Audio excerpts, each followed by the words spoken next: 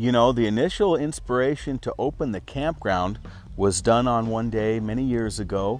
I was here. This was my kind of vacation spot.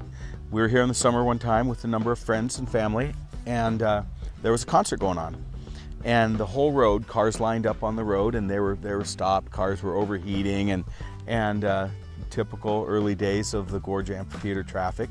And these two guys pulled in a car and said, "Hey, if we can park here, we'll give you 20 bucks and we're gonna ride our bikes down to the concert." And I looked at them and I said, "You'll give me 20 bucks to park here?" And they go, yeah, we want to go. All right. So they gave me $20. They parked their car, unloaded their bicycles, and rode down. And they passed all the traffic, and they were happy clams. And I took that $20 bill and I posted it above the door in the house, and the wheels started turning. Well, you know, once I knew I wanted to make a campground, then that was going to be one of the first things. You know, what are we going to call it? I started thinking of all different things, and well, many years ago there was plenty of wild horses around here. And in fact, the legal description on this particular property is Lot 1, Wildhorse Canyon Estates, and then my neighbors are Lot 2 and Lot 3 and so forth. And I just started thinking about it, and I said, you know what, there we go, Wildhorse Campground. And yeah, it stuck. And so we got a couple horses for a logo, and the rest is history.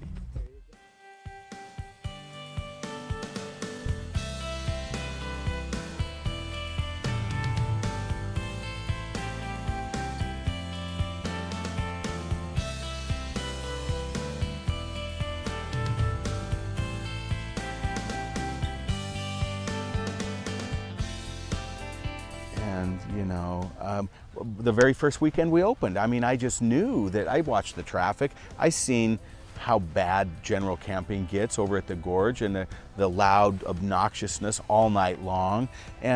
So the first day that we opened, after 2 years of struggling and fighting with the planning department, building department, county, fire, sheriff, health department, Department of Ecology, and all the above, the day we finally opened, I just knew we were going to be a hit.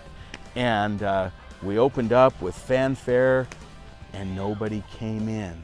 And so we stood out on the road and we were waving, and I had my two daughters at the time waving and holding little banners up. I think we ended up that day with 5 cars. It cost me about $1,300 to open the doors just for that day with the expenses, the minimal expenses we had at the time, but my gross was 100.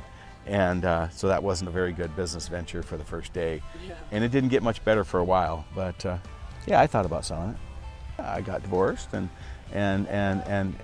wasn't wanting to, it wasn't as fun for a while. I even had an offer, and we were working towards a deal, and it didn't materialize, and now I'm glad that I didn't.